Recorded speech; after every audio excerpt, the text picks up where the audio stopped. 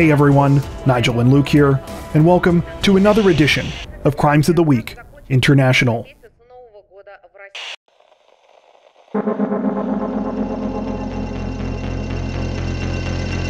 This week, authorities in both the UK and Spain announced the capture of a notorious fugitive known as the most wanted woman in Britain. According to reports, 47-year-old Sarah Panitsky has been on the run for almost 9 years. She fled the UK in May of 2013 after she was charged for her part in a £1 billion tax scheme involving mobile phones. Authorities say that Panitsky played a leading role in the fraud, which involved buying cell phones in other countries and reselling them in the UK without observing domestic value-added tax laws. They allege that Panitsky was in charge of laundering the profits from the illegal business through companies in Spain, Andorra, and Dubai. The scheme was reportedly so massive that at one time, Panitsky and her co-conspirators sold more mobile phones in the UK than all legal sellers combined. Though all other people believed to be involved in the fraud were arrested and convicted at the time it was uncovered, Panitsky managed to escape. She was later convicted and sentenced to 8 years in jail in her absence following an investigation from Her Majesty's Revenue and Customs, the British equivalent of the IRS. While police were certain that Panitsky had fled to Spain because of her family connections there, she proved to be difficult to catch. Investigators came close in 2015 when they tracked her to a small town outside of Barcelona. However, she managed to avoid capture. After that, she changed her appearance and cut off all physical ties with family members. Finally, in early February of this year, authorities received a new tip that Panitsky was hiding in the rural municipality of Santa Barbara, about 183 kilometers or 114 miles southwest of Barcelona. After a multi-week surveillance operation, Spanish authorities were confident that they had indeed found Panitsky, and on February 27th, she was arrested while out walking her dogs. She is currently awaiting extradition back to the UK, where she will serve her prison sentence. According to reports, Panitsky is the only woman to have ever been placed on the UK National Crime Agency's list of most wanted fugitives.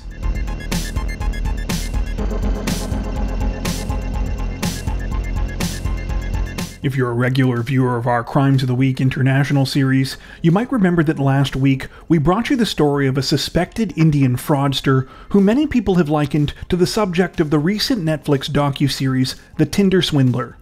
Well, this week, it just so happens that we have a story about the man himself. In an ironic twist that many are calling overdue justice, it was announced this week that alleged conman Shimon Hayeda Hayut, otherwise known by the notorious alias Simon Levayev, was himself scammed out of thousands of dollars in a scheme involving social media. For those who haven't seen the Netflix series, Hayut has been accused by multiple women across the world of conning them out of hundreds of thousands of dollars. He conducted his alleged scheme by posing as the son of billionaire diamond mogul Lev Levayev, then striking up relationships with women on Tinder. After Hayut dazzled his alleged victims with his seemingly luxurious lifestyle to make it seem like he was legitimate and earn their trust by appearing serious about their romantic relationship, he would ask to borrow increasingly large amounts of money under the guise of a wild conspiracy that involved him being chased across the globe by nameless enemies. In actuality, what he was doing was reportedly courting his next victim with the money that he had borrowed from the last one, in order to keep the scheme running and continue to live his lavish lifestyle. Many of his reported victims were left not only humiliated, but with crippling amounts of debt. Hayut was eventually arrested for fraud in 2019, but only ended up serving 5 months of a 15-month sentence. He continues to claim to this day that he never did anything wrong. However, according to TMZ, who broke this week's story, the tables were recently turned on Hayut when he was approached by an Instagram personality named Rich Nana, who claimed that she could help him and his girlfriend get their Instagram profiles verified. Rich Nana also said that she could remove fake profiles on the platform that were posing as Hayut. She said that she could do this because her boyfriend, who she introduced as Chris Fox, worked at Instagram's parent company, Meta. However, the whole thing was a scam. The two scammers convinced Hayut that they were legitimate by setting up a supposed call that they convinced him had been made from Meta's headquarters. The pair allegedly staged the scene in a busy office setting where many people could be seen passing by in the background. Hayut believed them and sent over payments totaling roughly $7,700 US. After that, the scammers disappeared. While this week's news is likely to be satisfying to many of the people who have seen the Tinder Swindler docuseries, frustratingly, it seems that Hayut may still have gotten the last laugh. It turns out that his Instagram profile was later verified anyway. And of course, the $7,700 he lost is only a minuscule fraction of what he allegedly stole from his many victims.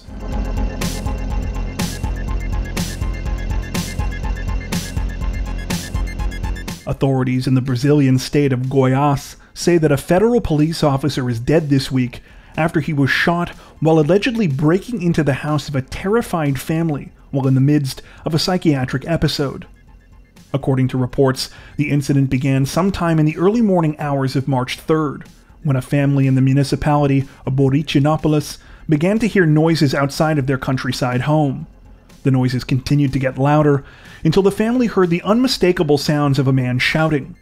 He was screaming that there was a demon inside their house. Unbeknownst to the family, the commotion was being caused by a 36-year-old federal police officer named Lucas Valença, who was allegedly in the middle of a psychiatric episode at the time. After yelling for a short while, Valença reportedly turned off the power breaker to the family's home, now leaving them not only terrified, but completely in the dark. After that, Valença began to break down the door leading into their living room. Not knowing who was trying to break into his house and for what purpose, the male owner of the residence grabbed his shotgun, firing one round when Valença broke the door down. The police officer was struck once in the stomach and collapsed to the ground. Once the homeowner had restored power to his house, he and his family quickly called for help. However, by the time medical personnel arrived at the scene, Valença was dead. Following the incident, the homeowner was apparently arrested on a weapons violation charge, though has since been released while police continue to investigate the situation. Police say that they believe the incident was a case of self-defense. However, at the current time, it's unclear if they plan to dismiss the charges against the homeowner at the end of their investigation.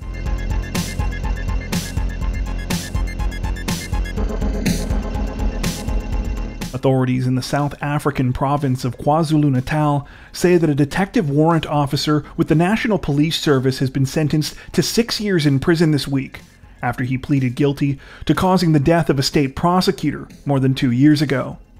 According to reports, the incident began back in November of 2019, when 62-year-old senior state advocate Adelaide Watt was prosecuting a farm robbery case at the Umzimkhulu Regional Court. During the robbery, several items had been stolen from the victim, including a shotgun, which had since been recovered as evidence in the case. During the proceedings, the victim asked for the shotgun back, saying that he now feared for his life, and apparently this request was granted. However, the shotgun was later returned into evidence as an exhibit in the same trial. This is where the problem began. When the shotgun was returned to the custody of police, it was accepted by 57-year-old detective warrant officer Muzi Mkhize, who was the investigating officer in the case. Unfortunately, Mkhize failed to properly check the weapon to see if it was loaded or safe, allegedly believing that it no longer worked. Things turned tragic when Mkhize later fell asleep during the court proceedings with the shotgun in his possession. When court suddenly adjourned, he was allegedly startled, causing him to lose control of the weapon and fire one round. The shot struck Watt in the hip, and she sadly died of blood loss at the scene. Mkhize recently pleaded guilty to culpable homicide in connection with Watt's death, admitting that his conduct both in court and in the handling of the weapon had been negligent. However, he said he never meant to harm Watt. This week, he was sentenced to 6 years in prison, with the entire sentence suspended for 5 years provided he meets certain conditions. Among those conditions are that he not be convicted of a similar offense within the period of the suspension, and that he pay a fine of 20,000 rand, or roughly $1,300 US, to a shelter for women and children in Pietermaritzburg on or before March 11th.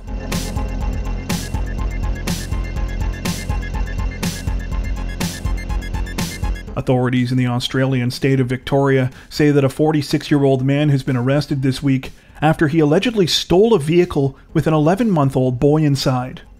According to reports, the incident began at approximately 2:10 p.m. on March 1st, when the boy and his mother were driving in the Melbourne suburb of Keysborough. As the mother momentarily stopped her SUV and got out to look at some items that had been left out on the curb by a local homeowner, a shirtless man jumped into her vehicle and drove off. The young boy was still inside. The vehicle theft and abduction quickly triggered a frantic police search, which finally came to an end 3.5 hours later when police received a call from a nearby childcare facility. The facility was in the suburb of Cranbourne, about a 20-minute drive southwest of where the woman's son and white Toyota RAV4 had been taken. Workers at the facility claimed that they were approached by a man later identified as 46-year-old Dean Robertson, who was carrying the missing boy. Robertson allegedly told them that he had found the boy along with a set of keys and purse in an unattended vehicle. However, the child care workers didn't buy Robertson's story and called police after recognizing him from media reports that had been released that day. When officers arrived at the scene, Robertson was apparently still trying to play off the whole incident as if he was just being a good Samaritan and led police to the stolen vehicle. When he did, they arrested him and charged him with kidnapping, theft of a motor vehicle, committing an indictable offense while out on bail, and driving without a license. Though the boy was safely reunited with his grateful mother, the story doesn't end there. According to the most recent reports about the case, Robertson has been quite the nuisance for law enforcement officials since being taken to jail. He apparently already missed his first remote court appearance this week because police have not been able to give him a phone. This is because every time they have given him one so far, he has dialed the country's emergency number, 000, repeatedly asking them for help getting out of jail. At the time of this recording, Robertson remains in police custody.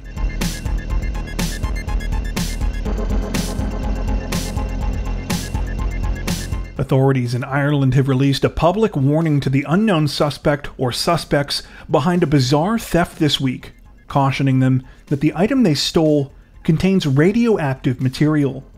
According to reports, the item in question is a device called the Troxler Nuclear Moisture Density Gauge, a tool used by engineers to measure the density and moisture content in construction materials like tarmac. It was allegedly stolen sometime between 6 p.m. on March 1st and 6:30 a.m. on March 2nd from an unattended van that had been parked in the Highlands area of the town of DROGHEDA. Though the case that the device was stored in did have a symbol on it warning of radiation, police say it's highly probable that the alleged thieves don't realize what it is that they've taken, or the potential risks it could pose to their health. Chief among these concerns would be a greater risk of developing cancer. According to a member of the country's Environmental Protection Agency, if the thieves have kept a distance greater than 5 meters or about 16 feet away from the device and have minimized the period they've been exposed to it, they should be fine. However, if they have opened the box and have gotten close to its radiation source, they would have exceeded their annual dose limit of radiation within just a few minutes. In either case, authorities are advising the thieves to reach out and let them know where the device is or if they have since discarded it somewhere. They have also cautioned any members of the public who might come across the device to immediately contact the police or the EPA.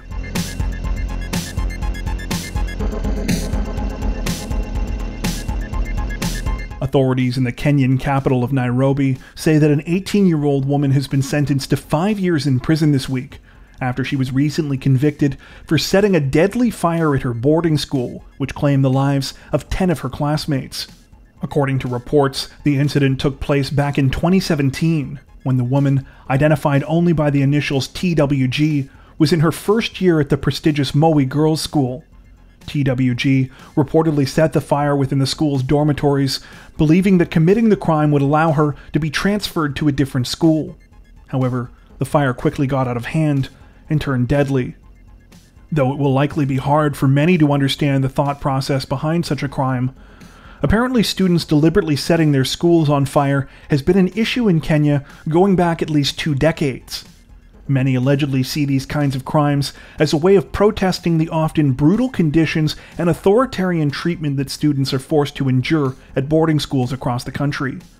The most deadly incident on record reportedly also happened at a school in Nairobi and claimed the lives of 67 students.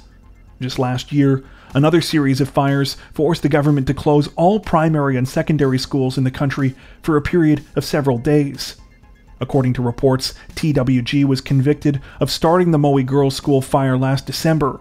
Her 5-year sentence reportedly reflected the fact that she tried to save the lives of several people after starting the fire, and was thus convicted of manslaughter instead of murder.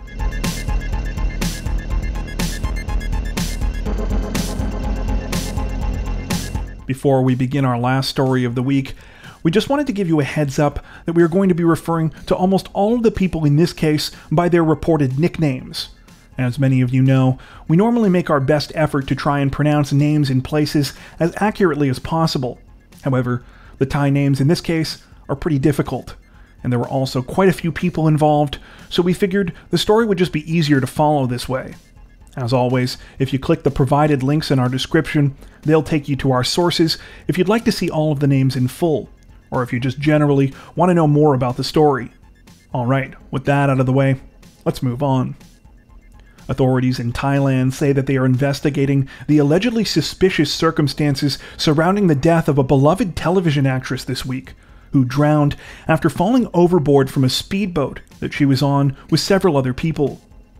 According to reports, the incident took place on the night of February 24th, when 37-year-old Nita Pacharivapong, lovingly referred to by her fans as Dangmo or Watermelon, was aboard a speedboat with 5 other people on Bangkok's Chao Phraya River. These people included her manager, Gatik, another woman, Sand, and 3 men, Job, Por, and Robert. The night apparently started out festive, with the group celebrating and allegedly drinking aboard the boat as they traveled down the river towards Nonthaburi province. However, things allegedly took a dark turn when Dangmo fell into the water while near the back of the boat and disappeared under the surface. She wasn't found until 2 days later, and by this time she had tragically died. An autopsy concluded that her cause of death was drowning. Those aboard the boat with Dangmo that night claimed that she had fallen off the back of the boat while attempting to go to the bathroom off the edge. The facilities on board the boat were apparently not functioning at the time, so this is how the 37-year-old allegedly tried to relieve herself. So far, all 5 of the people on board the boat have claimed that the situation was nothing but a tragic accident. However, according to reports, both Dangmo's family and Bangkok police are currently skeptical, with the family outright saying they believe foul play was involved. The skepticism appears to be due to inconsistencies in the statements that the witnesses on the boat gave police, as well as other things that investigators say are suspicious. Among the supposedly suspicious details cited in the reports that we came across are the fact that no one tried to jump into the water to save Dangmo when she fell overboard, with at least one person, her manager Gatik, apparently going so far as to lie about her ability to swim. Another one of the witnesses, the boat owner, Por, allegedly made several phone calls to unidentified, powerful people in the country after Dangmo fell overboard. At least one other source we came across alleged that CCTV footage taken from a nearby dock appeared to show the 5 witnesses calmly getting off the boat and walking after the incident. Though police say that they are still investigating the situation and that none of the 5 witnesses are yet being treated as suspects, they have arrested Por and Robert for charges related to operating the boat without a license. It's said that they may also soon be facing negligence charges related to Dangmo's death. No charges have yet been laid against the other 3 witnesses. At the time of this recording, the situation remains under investigation. That brings us to the end of this edition of Crimes of the Week International. If you're a fan of the new series, don't forget to tell us in the comments section below. While you're there, make sure to subscribe to Crime Zone for more true crime content like this, making sure to hit the notification bell to stay up to date with our latest videos. Thank you for watching.